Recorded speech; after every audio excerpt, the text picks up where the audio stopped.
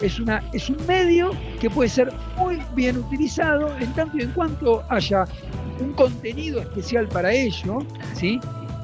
Eso dicho desde lo formal. Y Claro. después voy a algo mucho más pequeño, que es el político tiene cara de TikTok, el político tiene personalidad y como para ir a TikTok, digo, no lo estaremos ridiculizando. Y si lo estamos, si creemos que existe el peligro de ridiculizarlo, pero nosotros entendemos que tiene que estar en TikTok, entonces ridiculicémoslo, pero con ganas.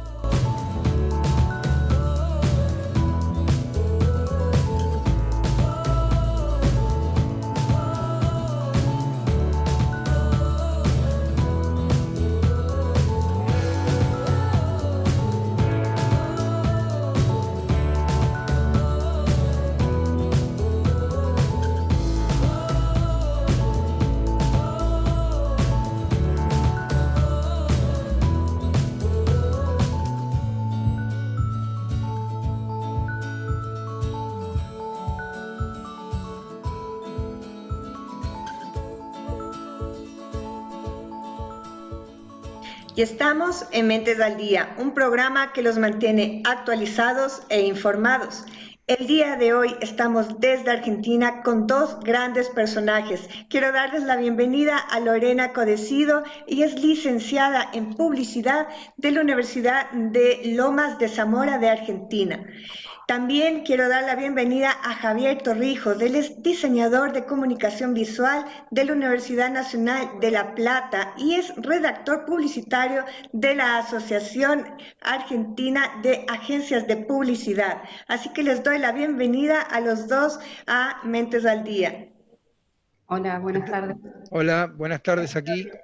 Hola Javier, ¿qué tal? Qué gusto de tenerlos en nuestro programa porque hoy en día estamos ya en una época electoral, así que queremos hablar no solo de cómo son las campañas políticas en todo el mundo, sino también cómo podemos aplicar lo que ustedes saben acá en Ecuador. Así que les doy la bienvenida a nuestro programa y quiero comenzar por ti, Lorena, porque sé que eres una de las expertices en todo lo que es la parte visual de las campañas.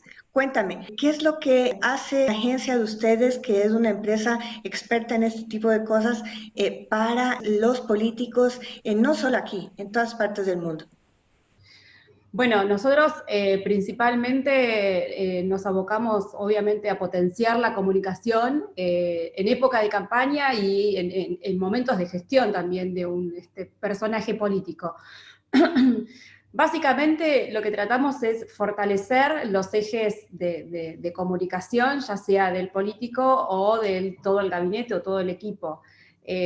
Tratamos de tener un trato lo más cercano posible para poder entender también la realidad, porque las realidades quizás de los distritos, nosotros acá le decimos distritos, son diferentes, ¿sí? Las realidades quizás geográficas o sociales. Hay veces que tenemos que entender lo que se llama el humor político y social para poder establecer cuáles son los lineamientos de la campaña, ¿no? Y en base a eso trazamos tiempos de acción, pedimos establecer los requerimientos como para poder fundar un concepto en el cual basar nuestra estrategia de comunicación, que quizás tiene que ver con algo específicamente distintivo de lo que ya se viene haciendo en base al partido político quizás que se está, digamos, al mando o de la oposición, y establecer un eje que me permita hablar desde algo bien sólido para después ampliar la campaña, ¿no? Que bueno, tiene que ver con eso, quizás la distinción o los ejes de campaña que muchas veces decimos, bueno, que sean por lo menos 3 o 4 ejes para que también no se desparrame mucho el mensaje, sea algo bien contundente, sólido y que la gente también lo recuerde, ¿no? Lorena, hablamos de una estrategia comunicacional, pero antes de esa estrategia hacemos un estudio de mercado, ¿no es cierto? ¿Qué es lo que hacemos? Sí, por lo general se pide medir un poco al votante, ¿no? O al posible votante. Entonces ahí lo que recomendamos siempre es hacer un trabajo de investigación de mercado, de medir un poco la opinión pública, lo más acertado posible siempre es hacer una campaña quizás presencial. Hoy por hoy tenemos muchos instrumentos para complementar la investigación, están las encuestas IBR, los llamados telefónicos o por correo, digamos, pero todo lo que es quizás investigación online, quizás la gente también tiende a contestar no tanto, entonces por eso necesitamos ampliar lo que se llama la muestra, ¿no? Entonces, solemos hacer las dos partes, tanto la presencial como la online es lo que recomendamos para poder tener las variables específicas para trabajar, que son las que nos dan las herramientas para trazar después el discurso, qué es lo que falta, nos permite trazar esto que se llama, bueno, cuáles son nuestras fortalezas, cuáles son nuestras debilidades en este momento, qué es lo que hay que ajustar, o básicamente desde dónde tenemos que empezar a comunicar, ¿no? Javier, ¿cuál es tu estrategia cuando comienzas a diseñar el audiovisual? En realidad, cada una de las estrategias siempre responden a un concepto predeterminado. Nosotros consideramos que es un error esto de tener un manual de aplicación y ese manual de aplicación lo vamos a aplicar en todas y cada uno de aquellos desafíos o candidatos o clientes que podamos tener. Cada cliente se ajusta a una necesidad propiamente dicha. Por caso, nosotros evaluamos el terreno político, evaluamos la temperatura en las redes sociales, evaluamos el quehacer de aquellos habitantes que son de determinado lugar, de determinado espacio, la imagen que tenga el candidato o el político para con los electores, y las realidades son diferentes. Mira, el año pasado con Lorena trabajamos con una intendente que se presentaba a la reelección en una localidad chica de acá de Argentina, y si uno tomaba los manuales del marketing político, por decirlo de alguna manera, uno podría decir, bueno, que había que hacer una estrategia en redes sociales, que Twitter, que Instagram. La realidad es que en esta localidad muy poca gente tenía Twitter, muy poca gente tenía Instagram, a lo sumo se movía algo de Facebook, y la verdad es que era un pueblo con un ritmo muy cansino, muy tranquilo, donde se dormía mucha siesta, y la estrategia para llegar era salir a la calle con un altoparlante, con un automóvil, y dando, digamos, la propuesta de campaña o lo que fuere. ¿Qué quiero decir con esto? Que para esa candidata en particular, nosotros programamos y generamos toda una estrategia que tenía que ver con ir a las radios locales, salir a la calle con los militantes en la calle repartiendo bajo puertas o flyers o panfletos, que a lo mejor es una realidad diferente cuando tenemos un candidato en las grandes capitales, donde hay un mucho mayor flujo en las redes sociales, donde, digamos, los medios nacionales son los que imperan y no los medios locales. Es decir, para decirlo de alguna manera, a lo mejor un medio nacional que esté en la capital, sí, llega a una localidad del interior. Por supuesto que llega porque tiene alcance, pero en esa localidad del interior, los pueblerinos, los habitantes del lugar, son mucho más fieles a los medios locales que a ese medio nacional. Entonces, dicho esto, ¿qué quiero decir? La mejor estrategia para plantear de antemano es estudiar bien el mercado de cada uno de los candidatos y diseñar estrategias a medida.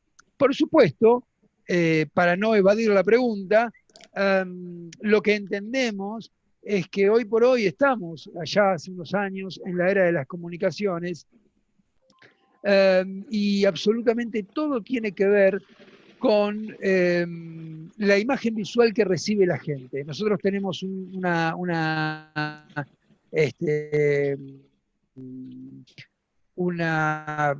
prioridad que es, no importa lo que el político diga, importa lo que la gente entiende.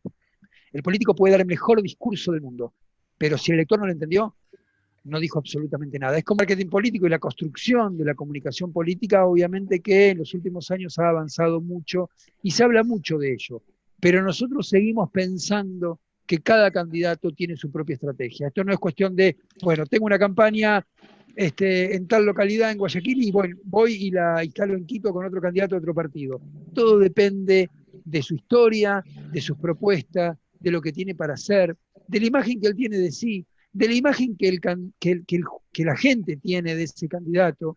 Es decir, son diferentes variables y diferentes circunstancias que van cambiando. Cada candidato tiene partidarios, tiene gente indecisa, tiene paradestinatarios, prodestinatarios, contradestinatarios. Entonces, muchas veces las estrategias de campaña hace que, por ejemplo, un candidato de un partido A tenga que elaborar un discurso a los contradestinatarios, ¿tá? Que son aquellos que saben que no los van a votar. Pero en otro mercado, en otra ciudad, o en otro país, o en otro partido, o en otro espacio político, el discurso que hay que diseñarle a ese candidato estará dirigido a los prodestinatarios, o sea, a los propios. Y tú dices, bueno, Javier, ¿pero por qué esto? Porque según el mercado, ese candidato, o según la realidad electoral, ese candidato necesita que no se le vayan los propios porque se le están yendo. Con retener a los propios puede ganar la elección. ¿Tá? Ahora, el candidato primero que decíamos tiene que hablarle a los contradestinatarios. ¿Por qué?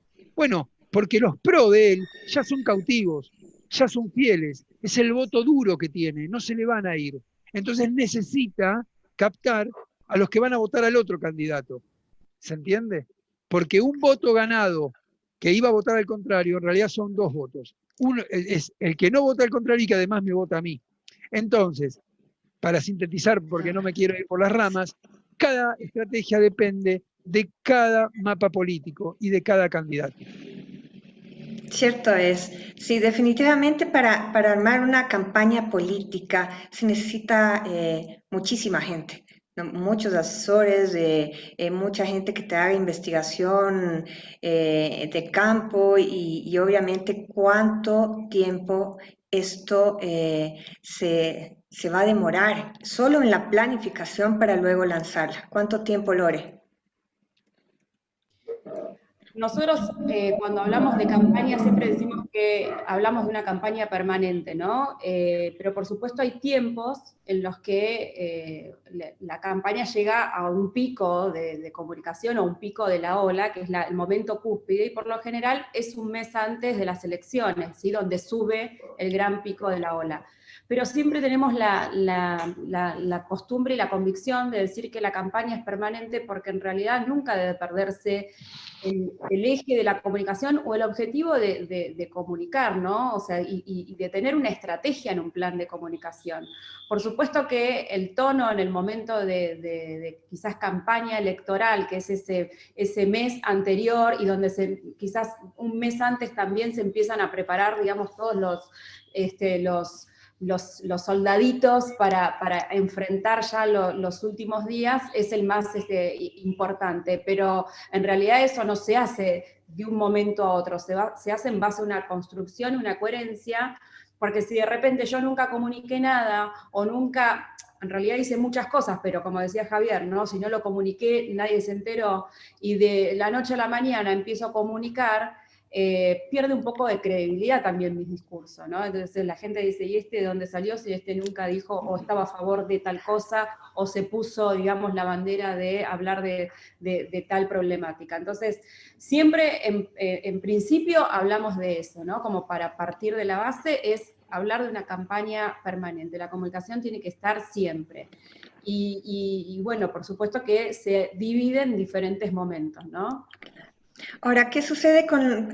Tenemos candidatos, obviamente, en todas partes del mundo que tienen su propio criterio, su manera de pensar, su manera de ser, y a veces es un poquito complicado para las agencias el convencerlos a que confíen en las estrategias que hacen cada una de las personas que en realidad saben de este tipo de campañas, ¿no? Entonces, ¿qué es lo que hace la agencia cuando se encuentran con un político que, bueno, ha tenido tres veces la oportunidad de ser, por ejemplo, presidente y realmente no lo ha logrado? ¿Qué sucede con ellos que dicen, no, ya lo hicimos así esta vez?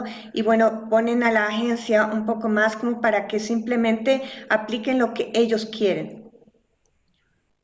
Bueno, en realidad, esto de que pudo haber sido 3 veces candidato y pudo no haberlo logrado, Lula, por ejemplo, antes de ser presidente, había perdido en elecciones anteriores. Nosotros, el intendente de la Ciudad de La Plata, donde nosotros residíamos, también el actual intendente perdió en 2 o 3 oportunidades anteriores. Digo, son generaciones diferentes, ¿no? Se vota cada 2 o 4 años y a un político lo pudieron votar los padres y después los hijos, y hay algunos que se eternizan en el poder y hasta lo terminan votando los nietos, si querés.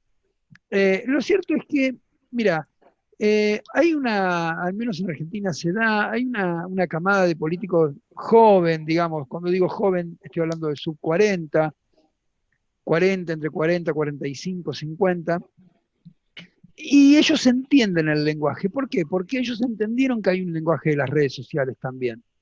Lamentablemente, y esto uno lo dice con cierto dolor, porque uno es parte también de ese juego, la política, cada vez que hay una red social nueva, se mete ahí. Las redes sociales no fueron inventadas para los políticos, son redes sociales, como justamente lo dice la palabra, son para sociabilizar, son para que hablemos de nuestras cosas, no de política. Entonces los políticos primero se metieron en Twitter, invadieron Twitter. Primero se metieron en Facebook a contar sus historias personales, invadieron Facebook. Luego en Instagram, con fotos, con lo que fuere, contar historias. Ahora ya están en TikTok, digamos.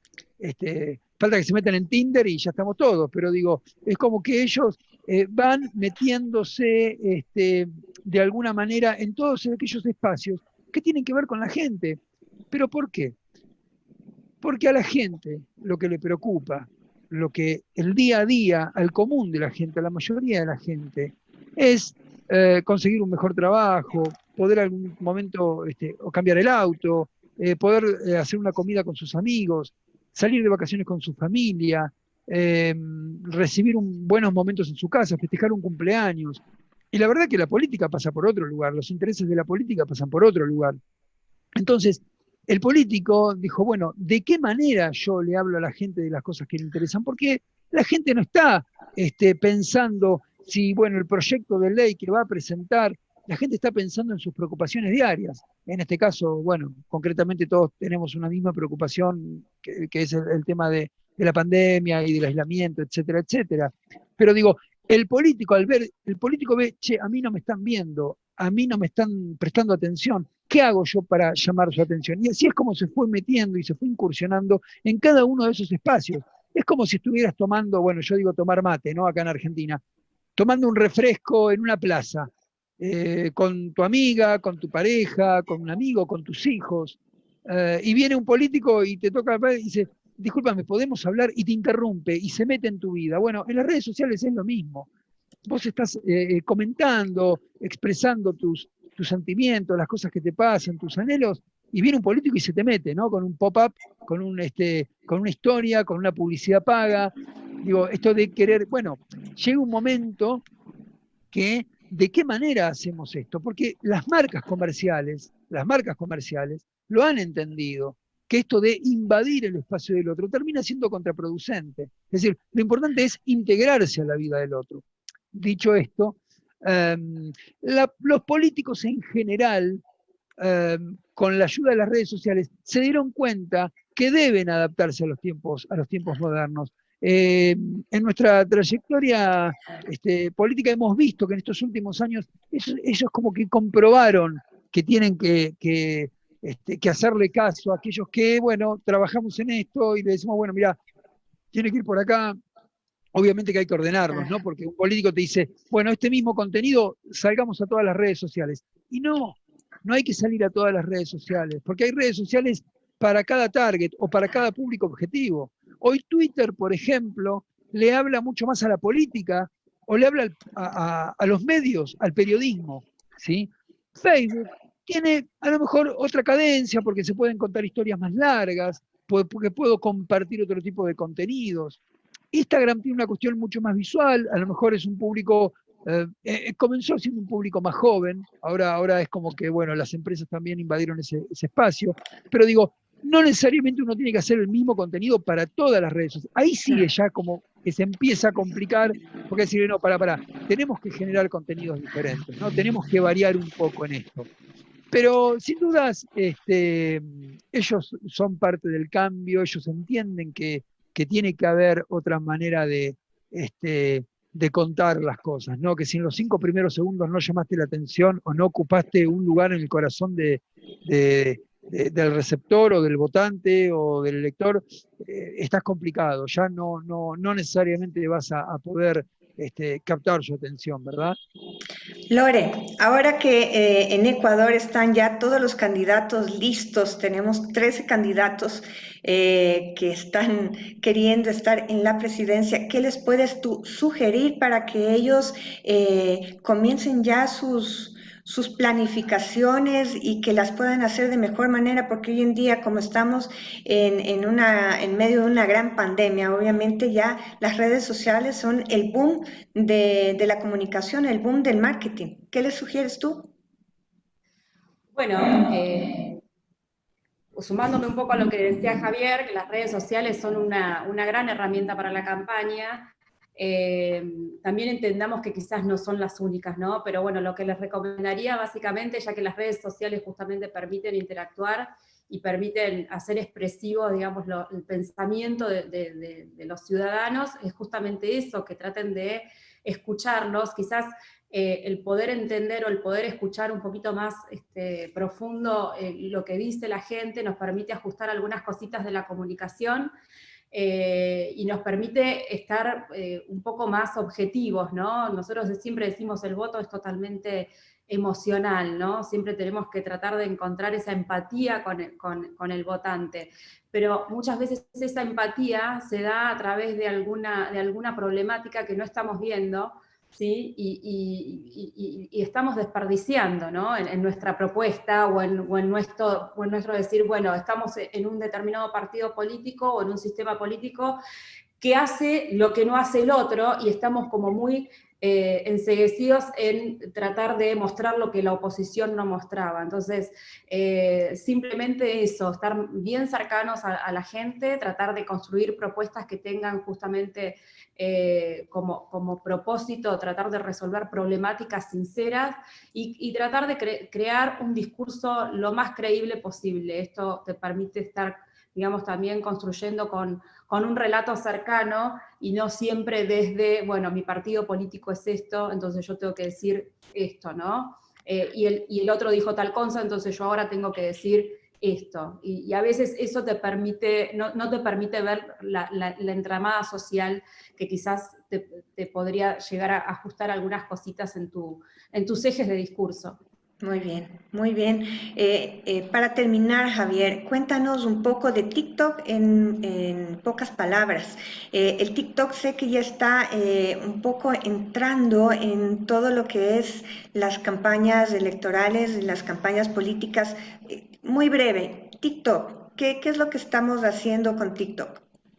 A ver, obviamente que cuando hablamos a TikTok tenemos que entender que vamos a un público que nos va a ver, ¿sí? Tenemos un público mucho más joven. Entonces, el contenido que yo haga para TikTok, como hace un ratito decía, no puede ser un contenido que yo lo pensé para un medio y esa plataforma la llevo a TikTok. Yo tengo que decir, la idea no es solamente hagamos en TikTok, es lo que yo quiero decir adaptado, ¿sí? Con los iconos y con la manera de dirigirme a TikTok. Ahora bien, El dicho formato esto, de los jóvenes, ¿no? exactamente, esto es como que, digamos, que Son querramos, preadolescentes los que están ahí. como Claro. Lore, Que son preadolescentes los que están en TikTok en su gran mayoría. por ejemplo, aquí en Argentina los chicos comienzan a votar a los 16 años. Digo, entonces, bueno, estamos ahí muy en el límite, pero digo, si mi electorado, porque mi propuesta política está dirigida a los mayores de 20, la verdad no tiene sentido que yo vaya a TikTok. A ver, nosotros lo que hacemos como plan de estrategia es pensar primero en conceptos, esos conceptos llevarlos a ideas y esas ideas a recursos. Si viene un gurú, por decirlo, un colega o quien fuera, y dice, bueno, tenemos que ir a TikTok, vos me estás hablando de recursos. Yo lo que quiero hablar son de conceptos. Una vez que yo tengo los conceptos después vamos a ver qué recurso utilizamos. El TikTok es un medio que puede ser muy bien utilizado en tanto y en cuanto haya un contenido especial para ello, ¿sí? Eso dicho desde lo formal. Claro. Y después voy a algo mucho más pequeño, que es el político tiene cara de TikTok, el político tiene personalidad y como para ir a TikTok, digo, no lo estaremos ridiculizando. Y si lo estamos, si creemos que existe el peligro de ridiculizarlo, pero nosotros entendemos que tiene que estar en TikTok, entonces ridiculicémoslo, pero con ganas. No nos quedemos en la mitad. Es decir, Me encanta.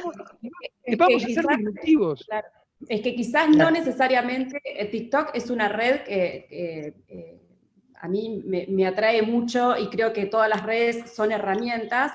TikTok quizás el político, como dice Javier, no tiene una personalidad para hacerlo a TikTok, pero sí que puede aprovechar la red quizás para un trabajo de militancia y poner adolescentes y hablar de que los adolescentes le hablen a sus pares, y vos podés llevar un poco a la campaña TikTok sin necesariamente llevar al político, ¿no? Hay otros actores que pueden jugar dentro de una campaña y no es siempre el candidato en este caso, ¿no? Sí, definitivamente hay ciertas redes sociales que son y no son para lo que es campañas políticas. Quiero agradecer a Lorena Codecido y a Javier Torrijos. Ellos son expertos en campañas políticas. Podrán saber un poco más de cómo se manejan las campañas a nivel internacional. Así que eso lo podemos traer acá a este país para que puedan tener inclusive una manera diferente de hacer campañas políticas. Así que quiero agradecerles el haber estado en nuestro programa Mentes del Día desde Argentina, y no se olviden que está transmitido por ON TV, su alternativa online. Búsquenos en Facebook.